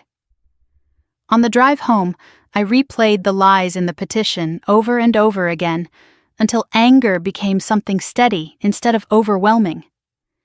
When I picked Mason up from school that afternoon, he walked toward me slower than usual, dragging his backpack slightly. His shoulders looked weighed down, and I felt anxiety knot in my stomach. "Hey, buddy," I said softly. "Rough day?" He climbed into the car, buckled his seatbelt, and stared out the window. "Some kids asked why Grandma is mad at us." My chest tightened. "What did you tell them?" "That we're not in trouble," he said quietly. But they didn't believe me. I reached over and squeezed his hand. "You don't need to justify anything to anyone. You hear me?" He nodded, but his little fingers curled around mine with a tremble that told me the comment had cut deeper than he wanted me to see. When we got home, I made hot chocolate and let him sit under his starry ceiling while I reheated leftovers for dinner. Every so often I glanced into his room. He looked small sitting beneath the glowing constellations like he was trying to hide in the universe we'd built for him. After dinner we watched a movie together, an animated one, something bright and silly. Mason laughed at the funny parts, the sound warming the room. But twice, I caught him glancing at the window as if expecting someone to show up. The fear lingered beneath his smiles. When I tucked him into bed, he asked, "Mom, what if the judge says yes? What if I gotta go?" The question almost broke me. I brushed his hair back and kissed his forehead. "Sweetheart, the judge won't take you away. I promise with everything in me." "But Grandma said—" I cut him off gently. "Sometimes grown-ups say things because they're trying to scare someone." "Is she trying to scare you?" he whispered. My chest ached. "Maybe, but I'm not scared. Because I'm protecting you." His eyes softened. "Okay." After he fell asleep, I went to the dining table again. My laptop sat open beside piles of papers, printed screenshots, highlighted messages, photos. I organized everything into folders labeled Christmas Eve Incident School Documentation, Online Defamation, Financial Manipulation, Parental Neglect Patterns Hours Past. The light outside shifted from dusk to deep night, the house growing quieter as snow continued to fall. But inside, the tension only grew. Just after 10, the doorbell rang. My heart lurched into my throat. I moved quietly toward the front door and checked the peephole. Brianna. Her coat was wrapped tightly around her, and she held herself like she was ready to stage a scene. I didn't open the door. "Taylor, open up!" she demanded. I stayed silent. "This is ridiculous," she snapped. "We're family." I said nothing. She leaned closer to the door. "Undo the will changes. That's all you have to do. Mom is sick with stress. You're killing her." I let the words float through the door and collapse onto the floor where they belonged. When I didn't respond, her tone shifted. Cold, sharp. "Fine. If you want a war, you'll get one. Mom is going to win in court. You can't isolate Mason forever." I pressed my lips together and didn't respond. Her footsteps moved away, then paused. "This is your last chance to fix this." Only when her car finally pulled away did I let out the breath I'd been holding. My phone vibrated seconds later. "Dad, police won't ignore a welfare check forever. Think about that." A chill ran through me. They were threatening to weaponize law enforcement next. It wasn't surprising. It was exactly their kind of escalation. But it still sent fear rippling down my spine. But fear didn't last, not anymore. I stood in the hallway, letting the cold anger settle into something focused and steady. Then I returned to my laptop and typed into my timeline. January 14th. Dad threatened to involve police falsely. Brianna demanded reversal of will. Doorstep confrontation recorded. The house felt heavy, but not hopeless. I checked on Mason once more before bed. He was asleep under the stars, face peaceful, chest rising and falling evenly. I touched the edge of his blanket, smoothing it over him. "You're safe," I whispered. "I won't let them win." Later that night, long after midnight, when I was finally drifting off to sleep, my phone buzzed one more time. A new email from Harper. "Court confirmed. Your hearing will include live testimony." My heart skipped. Live testimony. That meant my mother would speak. Brianna would speak. Maybe even Dad. And I would have to face all of them. I closed my eyes and whispered into the darkness, "I'm ready." The quiet in the house didn't feel like peace. It felt like the moment before a storm breaks open across the sky. The courthouse smelled like old paper and cold air, the kind of cold that seeped into your bones and stayed there. Mason's hand was small in mine as we stepped through the entrance, his fingers squeezing tightly like he was anchoring himself. His shoulders were stiff under his little button-down shirt. The one he said made him look like a scientist. I wished I could shield him from everything waiting inside these walls, but the best I could do was walk beside him.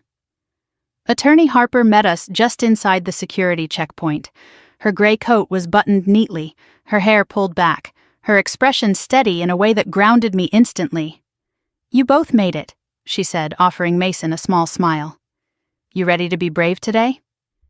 He nodded, but it was a small nod, the kind that carried more fear than confidence.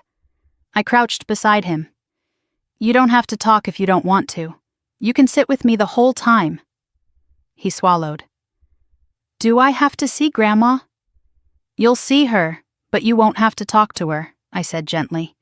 "You'll sit by me the whole time." He nodded again, this time firmer. The three of us walked down the long corridor toward courtroom 4B. Hardwood doors loomed ahead, like the entrance to something ancient and unforgiving. I pushed them open, and the air changed. Heavier, quieter, full of eyes. My mother sat on the right side with her attorney. Her hair was curled, makeup carefully done, a pearl necklace glinting on her throat. She looked like someone arriving for brunch, not someone who forced her grandson into a hallway. Brianna sat beside her, arms crossed, face stiff with practiced grief. And behind them, like a shadow, was my father, his expression unreadable. The moment we entered, Mom gasped dramatically and pressed a hand to her chest. "Oh, Mason," she whispered loudly, loud enough for the whole courtroom to hear. "My sweet boy." Mason gripped my arm so tightly I felt his nails. "It's okay," I whispered, guiding him forward. We sat on the opposite bench. He leaned against me instantly, his little shoulder pressed into my side. Harper organized her folders on the table in front of us, flipping open the binder containing the evidence. Judge Hanley entered moments later. Everyone rose. The hearing began with the clerk reading the petition aloud. Each sentence felt like a slap. The child is being alienated from loving grandparents. The mother displays unstable, erratic behavior. The child has expressed fear when in her care. Grandmother has been a primary emotional support since birth. My lips tightened. Mason looked up at me frantically until I squeezed his hand. Then it was my mother's turn to speak. She stood, carefully adjusting her scarf. "Your Honor," she began in a shaking voice, "I only want to be part of my grandson's life. I love him. I always have. I bought him gifts. I celebrated his birthdays. I read him stories. He was everything to me." Harper raised one eyebrow slightly, not enough for the judge to see, but enough for me to know she was cataloging every lie. Mom continued, wiping an imaginary tear. "But Taylor," she took him away, for no reason. "She has always been emotional, ever since childhood, really, and now she's projecting her issues onto Mason." My stomach tightened. "She changed her entire will in one day," Mom added, voice trembling with martyrdom. "Who does that? What stable person does that?" Brianna stood next, placing a hand on Mom's shoulder like a performer stepping onto stage. Mason cried when he couldn't see us. He begged to come back. He said his mother was angry all the time. The judge scribbled notes. Harper leaned toward me. "Stay calm," she whispered. "We will dismantle every word." Brianna sniffed dramatically. "My children miss their cousin. They don't understand why he was taken away." Taken away. As though I had kidnapped my own son from family who humiliated him. My father spoke last, voice calm and authoritative. "Your Honor, every child deserves grandparents. My grandson is being isolated. It's not healthy." Not one of them mentioned Christmas Eve. Not one mentioned that hallway. Not one said the word bastard. When they finished, the judge turned to Harper. Your response? Harper stood with a quiet confidence that made my breath ease for a moment. Your Honor, it is important we do not mistake performance for reality. She clicked her remote, and the video appeared on the courtroom screen. There was Mason on Christmas Eve, sitting cross-legged on the cold hallway floor, clutching a dry piece of bread. His cousins sat in the dining room behind him with plates full of turkey, mashed potatoes, and warm rolls. The laughter from the table contrasted cruelly against Mason's stillness. Then, my mother's voice. He's not one of us. The bastard can sit out there. Gasps rippled through the courtroom. My mother went pale. Harper paused the video. This is the environment they believe Mason should return to. She pulled out the birthday card, addressed to Mason with the wrong age scribbled inside. Here is the grandmother who claims to be his emotional anchor. Next came emails, messages, social posts, screenshots of Brianna's dramatic videos, texts accusing me of being unstable, threats to involve welfare checks, lies spread to neighbors. Harper laid them one by one before the judge like weapons placed gently on a table. Then came the last piece of evidence, Mason's school assignment. My mom shows up. She painted my room blue and put stars on my ceiling. She remembers me. Grandma forgot about me. My mom never forgets. That's the difference. The judge took a long pause. The air in the room thickened, heavy with truth. Then Judge Hanley looked directly at my mother. When is your grandson's birthday, Ms. Reed? My mother's lips parted like a fish gasping for air. It's March, the 15th. Wrong, the judge said flatly. How old is he? 9, my mother answered quickly. He is 8, turning 9 next March. The judge turned to Brianna. Do you acknowledge this video? Brianna fumbled. It's taken out of context. The judge cut her off. No context justifies excluding a child from Christmas dinner and calling him a bastard. Silence. Then Judge Hanley looked at Mason. Sweetheart, do you want to say anything? He looked at me first. I squeezed his hand. It's okay. You don't have to. He swallowed. Then he stood. Tiny, fragile, brave. I don't want to sit in hallways, he whispered. I don't want people to forget me. I want to stay with my mom. His voice wavered, but the words rang through the courtroom like a bell. He sat down quickly and pressed himself into my side. The judge closed the file with a decisive snap. This petition is denied. I exhaled shakily. In addition, the judge continued, due to clear patterns of emotional neglect, hostility, and unstable home environment as presented by the petitioners, the court orders that this case is dismissed with prejudice, meaning you may not file again. My mother let out a sharp, strangled sound. Brianna slumped back, mouth open. My father stared straight ahead as though the world had moved without him. Then the judge added slowly, You should be grateful Ms. Reed has not pursued charges. We stood. Mason clung to me, his little face buried against my side. As we walked toward the exit, my mother called out behind us. Taylor, how could you do this to us? We are your family. I didn't turn around. I didn't owe them my face, my voice, or my pain. Outside the courthouse, sunlight hit Mason's hair, turning it a warm gold. He looked up at me with wide, relieved eyes. Is it over? He whispered. It's over, I said. Forever? Forever, I promised. He let out a breath so long and deep it sounded like he'd been holding it for years. We walked hand in hand to the car, snowflakes melting on our sleeves. My chest felt lighter with every step. For the first time in months, maybe years, I felt the ground beneath me steady, solid. We won. But more than that, we were free. On the drive home, Mason stared out the window, the corners of his mouth curled in a small, peaceful smile. Mom, he said softly. Yes, sweetheart. Can we get pizza for dinner? I laughed, the sound surprising even me. The biggest one they have. He grinned. And for the first time in a long time, the future didn't look like a battleground. It looked like a beginning. Spring came quietly that year, the kind of slow, gentle thaw that didn't happen all at once but in small shifts. The sun lingering a little longer on our front porch, the snow melting into soft puddles along the sidewalk, the air warming just enough that Mason asked if he could ride his bike after school. Months had passed since the hearing, and though life hadn't suddenly become perfect, it had become peaceful. A different kind of peaceful. The kind that settles deep in your spine when the threat is gone and the door behind you has finally clicked shut for good.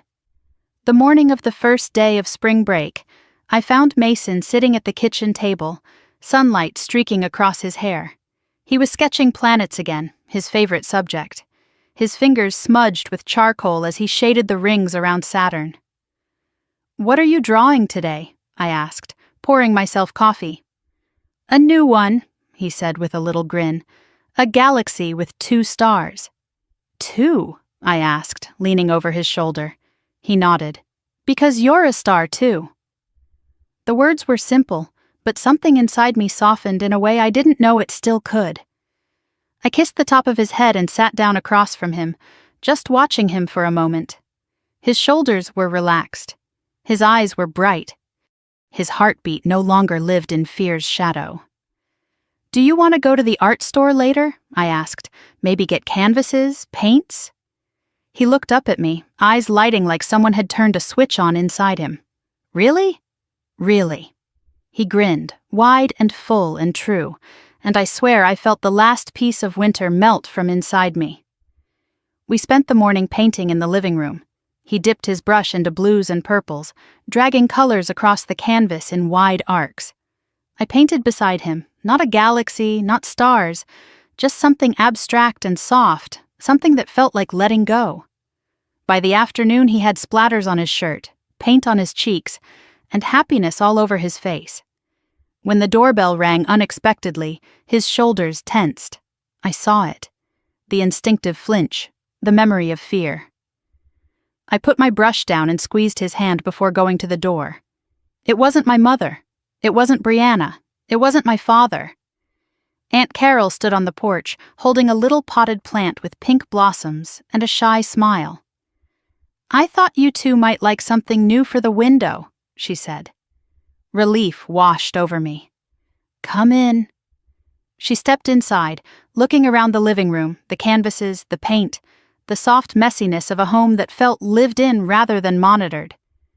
Mason peeked out from behind the wall, and when he saw it was her, he ran forward and hugged her waist. "Hey, kiddo," she said gently. "You growing taller every time I blink or what?" He laughed, the sound bright. We talked for a while, about school, about spring break plans, about nothing heavy. She didn't mention the lawsuit. She didn't mention my mother. She didn't mention the past at all. And for once, I didn't feel like the past was sitting between us at the table. Later that evening, after dinner, Mason and I walked to the small park near our house. The air was crisp but gentle, the kind of early spring chill that still reminded you winter wasn't far behind. He ran ahead to the swings, calling for me to follow. I pushed him higher and higher until he squealed with joy. "Mom," he shouted, "I feel like I'm flying." "You are," I laughed. "You're flying." When the sun began to set, we lay in the grass, looking at the sky turning orange and pink. "Mom," he whispered. "Yeah?" "Do you miss Grandma?" The question didn't sting the way it once did. "I miss who I wanted her to be," I answered honestly. "But I don't miss who she actually was." He turned his head to look at me. "I don't miss the hallway." I reached over and held his hand.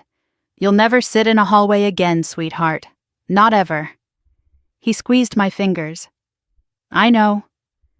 We walked home hand in hand, the streetlights flickering on one by one, the evening soft and quiet.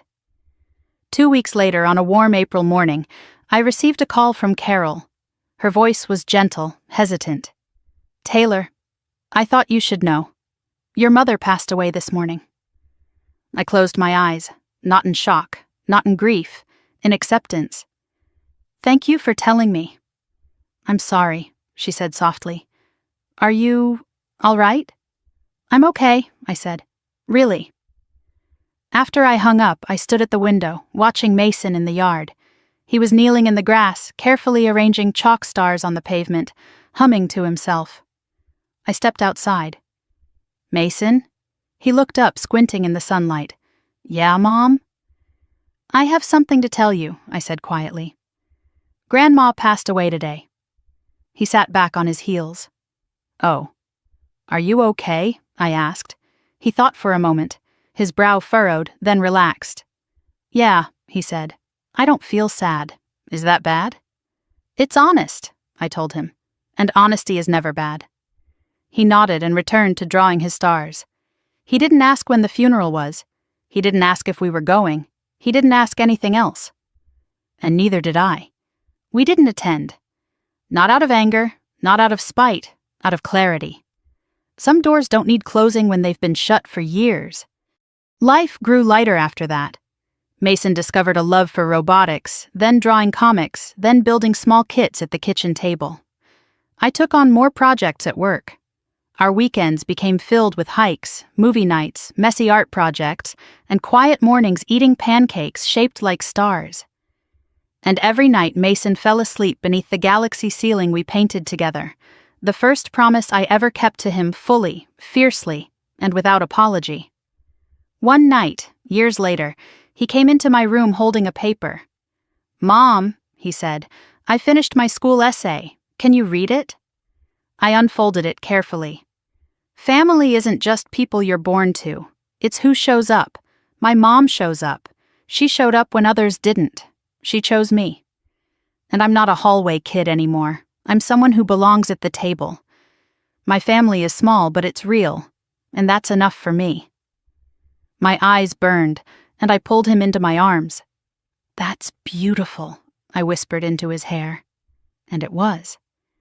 That night, after he fell asleep, I walked to the fireplace with the stack of 4 old letters from my mother, the ones she sent in the months after Christmas, before the lawsuit, before everything shattered. I held the bundle for a moment, feeling the weight of things unsaid, things undone, things impossible now. Then I set them gently into the flames and watched them curl, blacken, and disappear, not out of rage, not out of triumph, out of release. When the last ember faded, the room felt lighter. I checked on Mason once more before bed. He was sleeping peacefully beneath the stars. 12 now, taller, stronger, but still holding on to the softness that hatred had once tried to steal from him. I whispered, "You were always enough, and you were always worth fighting for." Then I switched off the light, letting the galaxy glow quietly above him. As for my mother, my sister, my father, the past stayed where it belonged, behind us. We moved forward, not perfectly, not without scars, but together. Because the truth was simple and profound. Family is where your child is welcomed at the table, never where they are sent to the hallway. And that was the only legacy I ever wanted to leave my son. If you've listened all the way to the end of this story, thank you for being here. If it resonated with you or reminded you of a moment where you chose yourself or someone you loved, please share your thoughts in the comments. Like the video, subscribe, and stay with us for more stories where ordinary people find extraordinary strength. Your support means everything, and it keeps these stories alive.